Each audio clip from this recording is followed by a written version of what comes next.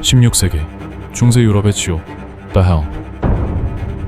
그곳에서는 오늘도 수많은 죄인들이 재판을 받고 끊임없이 형벌을 받는다.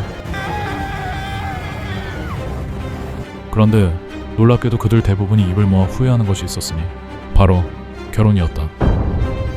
억울합니다. 내 마누라만 아니었어도 그렇게는 안 살았을 겁니다. 억울합니다. 남편이란 인간 때문에 이 꼴이 난 거라고요. 그런 말을 지겹도록 들은 명계의 재판관 플루토는 마침내 혼란스러워지게 되었고 공정한 판단을 위하여 조사가 필요하다고 판단하였다. 벨파고르, 네? 부르셨습니까?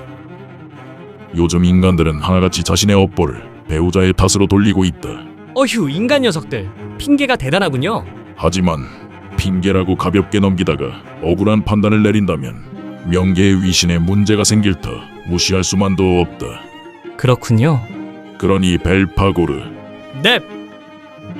네가 가서 체험해보고 와라. 네? 인간 세상의 결혼을 체험해보고 오라는 이야기다.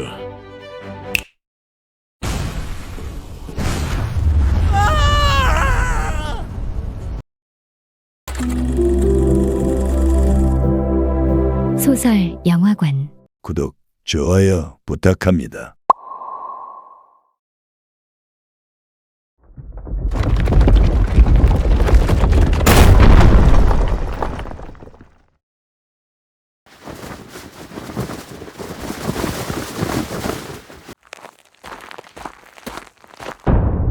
그렇게 벨파고르는 인간 세상으로 파견되었다.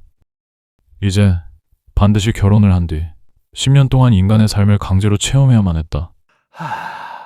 그래도 다행인 건 상급 악마임을 감안하여 황금 10만 두카트를 지원받았다는 것이랄까?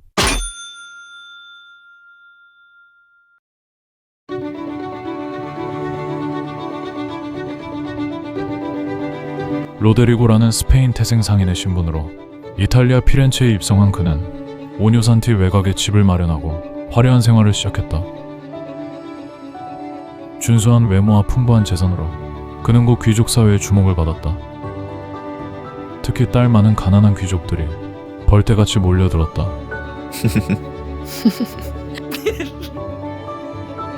그 중에 아메리고 도나티라는 귀족의 딸 오네스타가 가장 아름다웠다. 로데리고는 그녀를 아내로 맞았다. 성대한 결혼식이 끝나고 벨파고르, 이제 로데리고가 된 그는 곧 충격적인 현실을 마주하게 되는데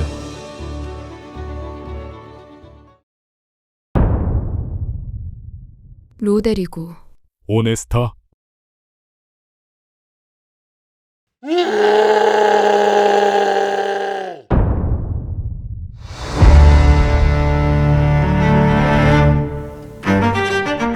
오네스타는 외모만큼이나 자존심이 하늘을 찔렀고 남편이 자신을 사랑한다는 것을 알자 곧장 그의 위에 군림하기 시작했다. 그녀의 기분을 맞추기 위하여 로데리고는 끊임없이 돈을 써야만 했다. 심지어 처가의 식솔들마저 합세하면서 재산은 급속도로 줄어들기 시작했다. 돈 좀 주게. 돈 좀 주게. 형님, 투자 좀요. 형부 문제는 거기서 끝이 아니었다. 오네스타의 오만이 극에 달하자 집안의 하인들이 떠나갔으며 심지어 벨파고르가 데려왔던 하급 악마들마저 혀를 내두르고 도망쳐버렸다. 죄송합니다. 차라리 지옥이 나아요. 먼저 가볼게요. 야, 같이 가.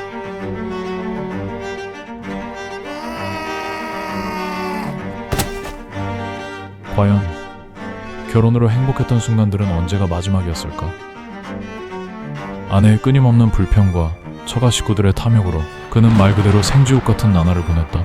그리고 무엇보다 돈이 바닥을 보이기 시작했다. 그나마 아직 신용은 유지되고 있었기에 그는 투자자들을 모집하고 돈도 빌려서 어렵사리 사업을 재건해 나갔는데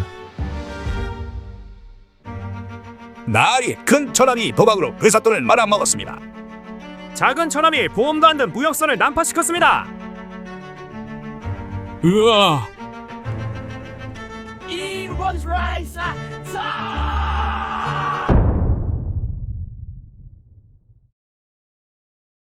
소문이 퍼지자 채권자들이 그의 주위를 감시하기 시작했다. 로데리고는 직감했다. 이건 버틸 수 있는 상황이 아니라고. 그래서 일단 도망쳤는데, 하지만 그가 간과한 것이 있었으니 잡아라! 채무자가 도망친다! 인간 세상의 채권자들이야말로 악마보다도 지독하단 것이었다. 필사의 추격전이 시작되었다. 로데리고는 도시에서 꽤 떨어진 곳까지 달아났으나 빚쟁이들은 절대 그를 놔주지 않았다. 급기야 말을 버리고 밭과 숲을 가로지르다가 우여곡절 끝에 한 농가에 뛰어들었는데, 제발 저를 숨겨주십시오. 지금 붙잡히면 저는 지하 감옥에 갇힐 겁니다. 저를 구해주신다면 당신을 세상 제일의 부자로 만들어드리겠습니다. 정말입니다. 그곳에 있던 마테오는 비록 시골 농부였으나 기백이 있고 영리한 사람이었다.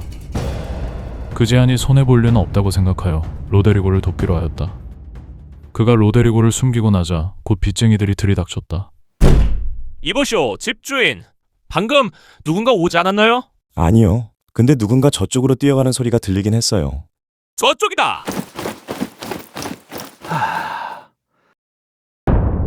오 친구여, 그대에게 진 빚이 큽니다. 그 빚을 갚기에 앞서 일단 내 정체를 밝히도록 하죠.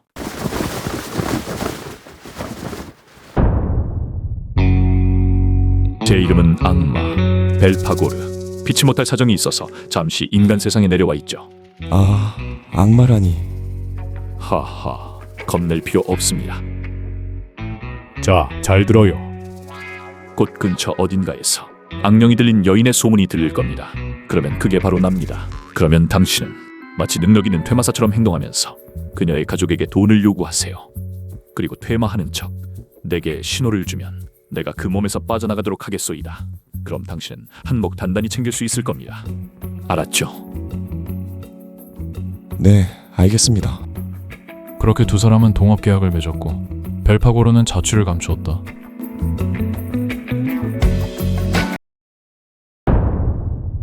얼마 지나지 않아 피렌체의 귀족 암브로조 아메데이의 딸이 악령에 들렸다고 소문이 돌았다. 아이고, 실패다! 가족들은 악령 퇴치에 좋다는 온갖 방법을 다 써보았지만 벨파고르 같은 상위 악마를 쫓아낼 수는 없었다.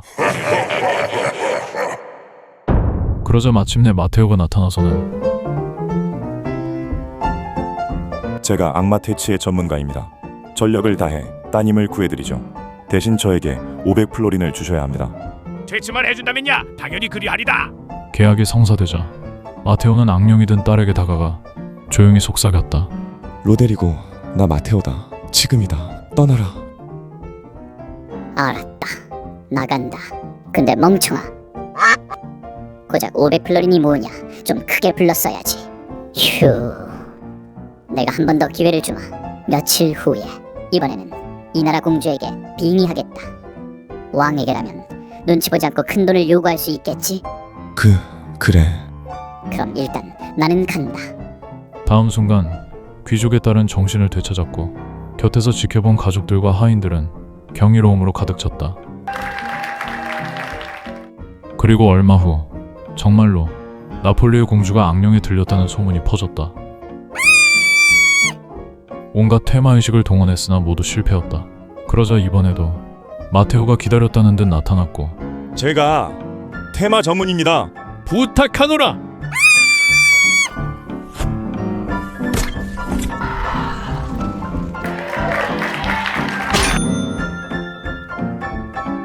넌 이제 부자가 되었고 나도 더는 내게 빚진 게 없다. 그러니 이젠 나를 찾지 말아라. 만약 나랑 또 얽히면 그땐 재앙이 닥쳐도 난 모른다. 그럼 잘 살아라. 결혼 같은 거 하지 말고. 그래, 알았다. 잘 가라. 마테오는 더할 나위 없이 부유해졌고 평화롭게 은퇴하여 피렌체로 돌아가 풍요로운 삶을 누렸다. 그리고 다시는 로데리고를 만날 일이 없을 거라 믿었다. 그러나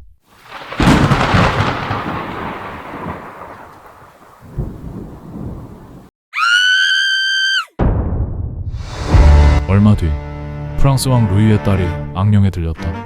보아하니 딱 벨파고르의 소행이었다. 마테오의 명성을 듣고 있던 프랑스 왕은 즉시 그를 초대하였다. 마테오는 온갖 핑계를 대며 거절했다. 하지만 소용없었다. 프랑스의 왕은 피렌체 공화국에게 외교적으로 부탁했고 마테오는 억지로 파리로 끌려가게 되었다. 공주에게 씌인 악마를 퇴마하라. 폐하, 제가 이 분야에서 어느 정도 명성을 얻은 것은 사실이다. 실패하더라도 제 진심만은 헤아려 주시길. 실패하면 사형이다. 뜨허. 만약 나랑 또 얽히면 그때는 재앙이 닥쳐도 난 모른다.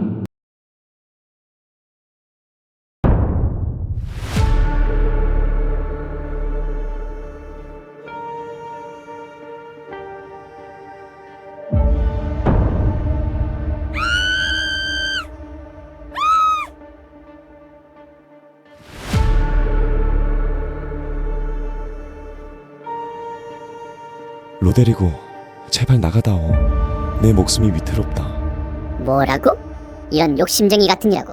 내가 감히 날 다시 이용하려 하느냐? 어림도 없지. 내가 처형당하는 꼴을 내가 똑똑히 지켜봐주마. 하하, 이런.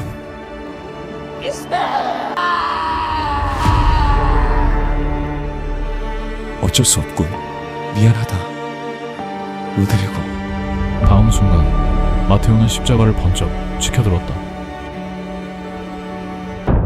그러자 어디선가 요란한 북소리가 울리기 시작했다. 뭐지? 이게 무슨 소리야? 누가 오나?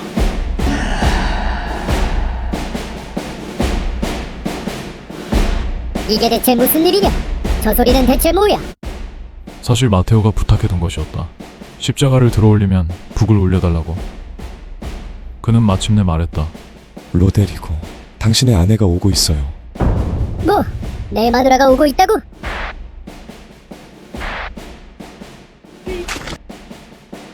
안 돼! 도망쳐!